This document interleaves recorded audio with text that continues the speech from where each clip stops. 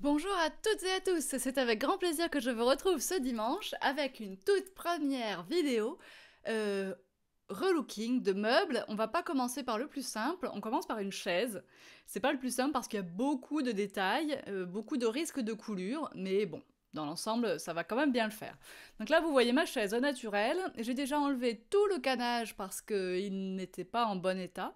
Et on refera par la suite dans d'autres parties de cette vidéo enfin, sur son thème, on refera une assise ensemble avec de la mousse et du tissu et un fond en bois dur. J'ai choisi de peindre ma chaise en couleur, c'est-à-dire que vous m'avez fait des propositions à ma demande, hein, je vous ai demandé un peu votre envie pour cette chaise, et vous m'avez dit du gris, du noir, du blanc, du rouge. Le rouge avait retenu mon attention, je ne souhaitais pas la faire dans des tons neutres parce que on en voit beaucoup. Vous pouvez trouver très facilement sur internet des exemples. Alors là, je suis très gênée quand je vois cette vidéo parce que, ben, en fait, je suis mal coiffée, quoi. Bon, bref. Je suis très. Je voulais vraiment faire de la couleur parce qu'on a la chance dans cette gamme de peinture Annie Sloan d'avoir des couleurs qui sont vraiment magnifiques. On a des neutres qui sont aussi très très beaux, mais je souhaitais mettre un peu de peps sur cette chaise de style Henri II, Henri III, relativement sobre hein, quand même pour ce genre d'époque. Alors, ma peinture Annie Sloan, elle est chouette parce qu'elle va adhérer sur n'importe quel meuble. Vous voyez ici que ma chaise n'est absolument pas cirée, ni dessirée, ni décapée, ni poncée, ni quoi que ce soit. J'y suis allée brute, simplement je l'ai dépoussiérée. Je l'ai dégraissée avec tout simplement un peu de lessive Saint-Marc, bien diluée avec de l'eau tiède. J'ai frotté ça à l'éponge et c'était fini. Et ma fille m'a fait remarquer que j'avais assorti mes boucles d'oreilles en fait. Vous voyez. Bon, bref. Et quand on ouvre le pot, on le remue correctement. Alors, on a des baguettes de bois qui sont vendues à cet effet, mais évidemment, vous pouvez trouver tout ce que vous voulez d'à peu près plat, parce que si c'est rond, ça mélange pas pareil. Hein. Un truc plat, c'est mieux. Alors, le bâton d'esquimau va être un peu court, hein, donc ça sera pas la bonne excuse pour manger une glace, je suis désolée. Et voilà. Donc, vous peignez tranquillou. Là, je suis en train d'étaler ma première couche, donc c'est normal qu'elle adhère pas complètement partout et que vous voyez des traces de pinceau. Vous voyez que je ne cherche pas à la tirer particulièrement. Voilà, je l'étale simplement de façon à avoir une première couche colorée sur ma chaise.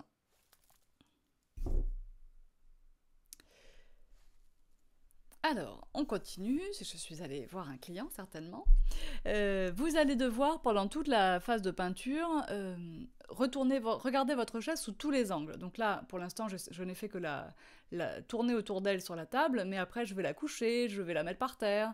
Enfin voilà, il faut vraiment la regarder dans tous les sens, parce qu'une chaise, encore beaucoup plus que n'importe quel autre meuble, il y a des petits recoins partout, et donc vous allez forcément en oublier si vous faites pas ça. Après, côté salissure, vous voyez que je suis habillée en tenue de ville, j'ai pas de tablier. Il est assez rare qu'on se salisse avec cette peinture, elle est relativement épaisse, elle ne fait pas de gouttes, enfin voilà, c'est quand même très très confortable. Donc désolée pour passer devant la caméra, mais c'est vrai que j'arrive à oublier quand même qu'il y a une caméra derrière moi. Et fort heureusement d'ailleurs. Et voilà. Donc je vais commencer à accélérer un peu la vidéo, sinon ça va être trop long. Et vous allez voir, comme ça on va étaler ensemble les deux couches de peinture. Il y aura d'autres parties, d'autres dimanches certainement, dans lesquels je vous montrerai l'application de la cire. Et bien sûr, par contre, vous allez pouvoir voir cette chaise étape par étape sur les réseaux sociaux. Hein, vous avez déjà vu hier, alors je mets sur Facebook et sur Instagram. Sur Instagram, par contre, j'utilise la story, donc vous l'avez vraiment en temps réel. Au moment où j'ai fini une étape, je mets dans la story directement.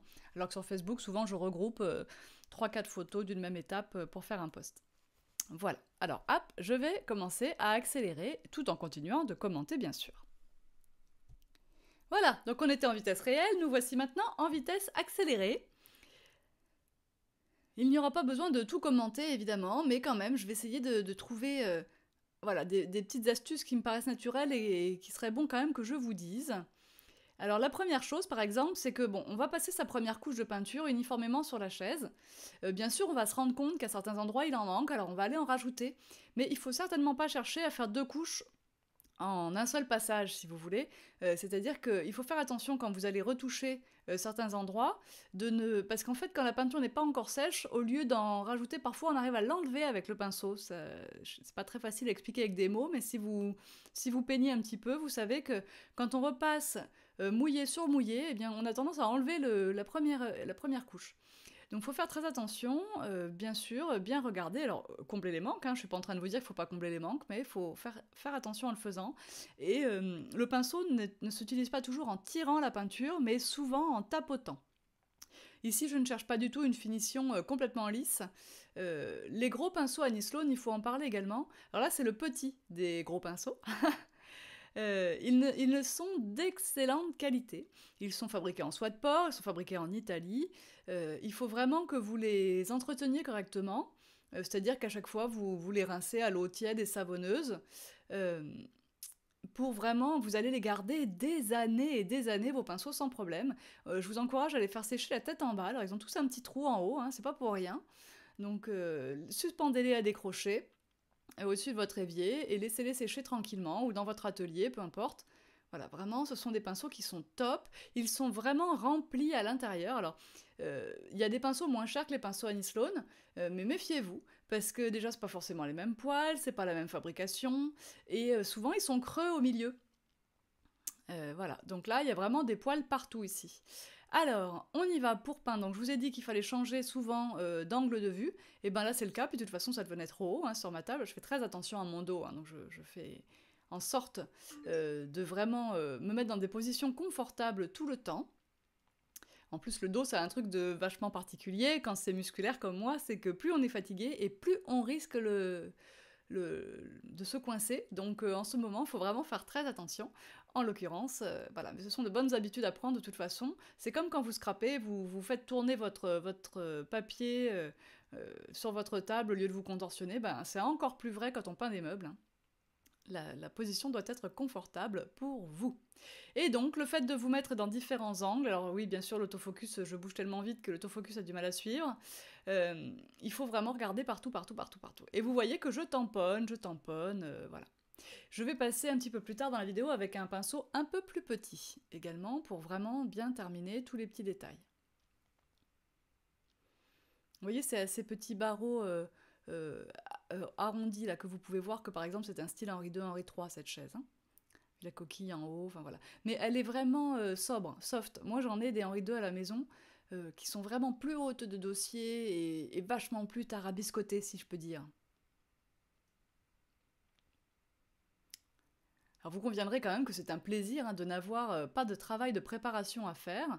Alors on vous dit toujours pas de ponçage, pas de décapage nécessaire, juste un bon nettoyage, c'est sûr. Après qui peut le plus, peut le moins.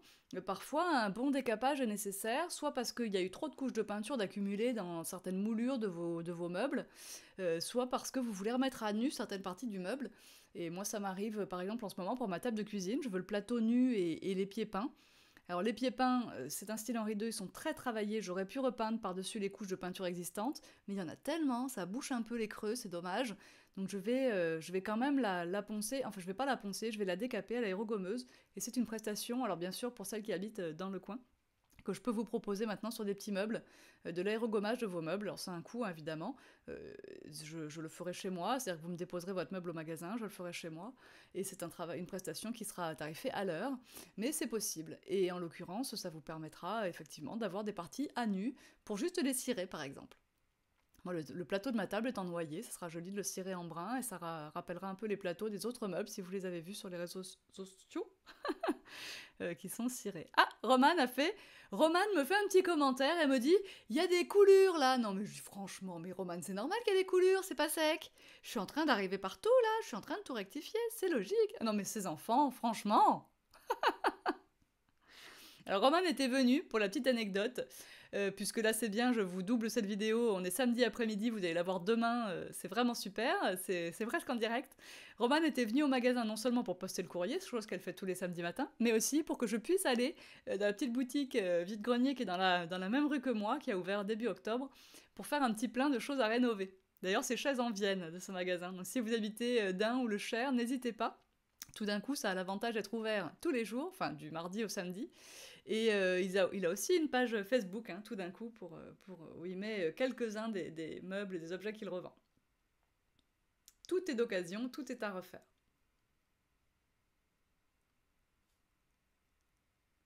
Voilà, donc on continue la petite séance de tapotage. C'est super bon pour le gras du bras, hein, la peinture des meubles. Alors quand je vous disais on met les meubles dans tous les sens, on n'hésite pas à coucher son meuble sur sa table. Donc moi j'ai quand même une planche grise sur laquelle je peins pour pas peindre ma table.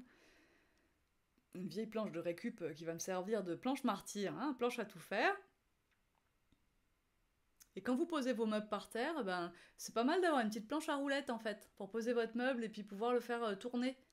C'est pas mal. Ça coûte pas grand chose. Si vous savez que vous avez plusieurs meubles à refaire, ça peut valoir le coup de prendre le petit quart d'heure qu'il faut pour visser des roulettes sous une planche.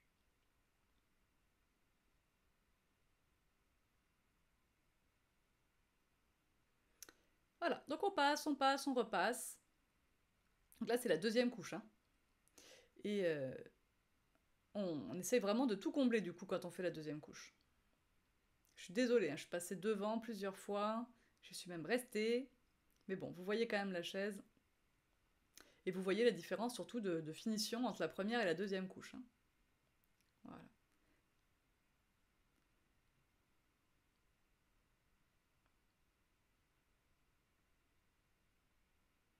Alors s'il y a des coulures qu'on n'a pas vues, c'est pas grave, la peinture ça se ponce très très bien, donc vous pourrez poncer ça une fois que ce sera sec. Donc vous voyez là, je me remets chaise normale, oh là là, je m'énerve avec cette bouche là, bouf. Je prends un petit pinceau et là j'essaie vraiment de combler partout là où j'avais pas pu passer avant.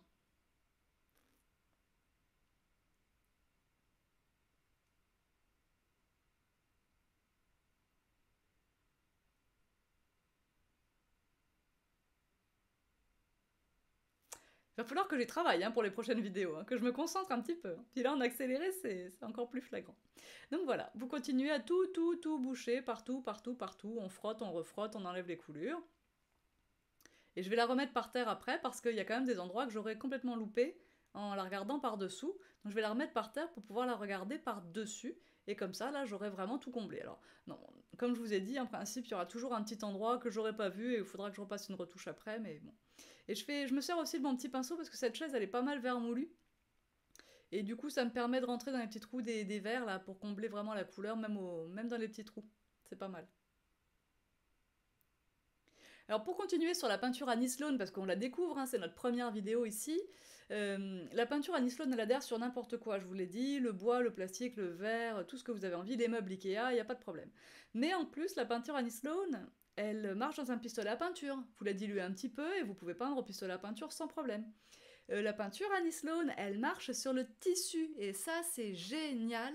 Si vous avez un Voltaire ou une bergère, le fauteuil est en bon état, il vous plaît, il est confortable, mais le tissu n'est plus du tout au goût du jour, et allons-y.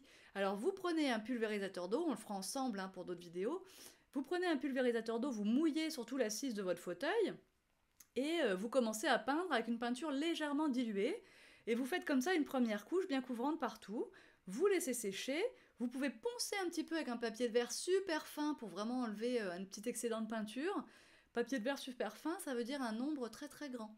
C'est-à-dire que vous n'allez pas poncer avec un grain en dessous de 200, vraiment ça me paraît, c'est sur du tissu, il faut 180 à la rigueur, mais 220 ça sera mieux, 240. Et vous refaites une deuxième couche de peinture, toujours assez diluée. Et pour finir, vous allez, quand la peinture sera bien sèche, cirer avec la cire transparente Annie Sloan, sans problème. Et donc votre tissu sera peint de la couleur que vous voulez. On pourra voir éventuellement encore des motifs, des formes de motifs, selon si c'est un tissu en velours ou si c'est un tissu rayé, enfin avec des fleurs par exemple dans le velours ou si c'était un tissu rayé, etc. On verra le motif, mais on verra plus du tout les couleurs. Ça sera cool. Donc voilà, je vous avais dit, je me remets par-dessus pour peindre les petites dernières touches des barreaux que j'aurais pu oublier. Et puis suite à ça, ma chaise elle sera terminée pour l'instant, c'est-à-dire que là je vais quand même... J'ai fait tout dans la foulée, c'est-à-dire que j'ai laissé sécher à peine 20 minutes entre mes deux couches. Par contre là je vais laisser bien sécher pendant quelques heures avant de venir appliquer la cire. Et ça on le verra dans un prochain épisode. Et oui, parce que la peinture Annie Sloan, le mieux c'est de la cirer. Alors, on a des cires incolores, une cire blanche, une cire brune, une cire noire. Donc, on va apprendre tranquillement, étape par étape, à passer tout ça et à voir un peu les effets que ça peut rendre. Ensuite, on peut appliquer des cires de finition métallisées, donc dorées, cuivrées, argentées, anthracite, etc. sur les reliefs. Et par contre, pour les pièces humides ou pour l'extérieur, on va vernir. C'est-à-dire qu'on a un vernis brillant et un vernis mat. Moi, je préfère le mat. Et pour la salle de bain, pour l'extérieur, c'est obligé, il faut vernir et pas cirer. Pour la cuisine, vous avez le choix. Le vernis, Moi je pense que je préfère la finition cirée quand même. L'avantage du vernis c'est que c'est une seule couche, alors que dans la cuisine, la cire, il faut quand même en mettre 3 couches. Et ça, voilà, ça peut être un petit peu plus long. Donc on en reparlera dans les prochains épisodes. Moi je vous souhaite un très très bon dimanche et je vous remercie encore pour votre fidélité. Comme d'habitude, vous allez sur le blog Tout en Colle pour retrouver les liens vers cette fameuse peinture, les cires et tutti quanti. Allez, à bientôt. Bye bye.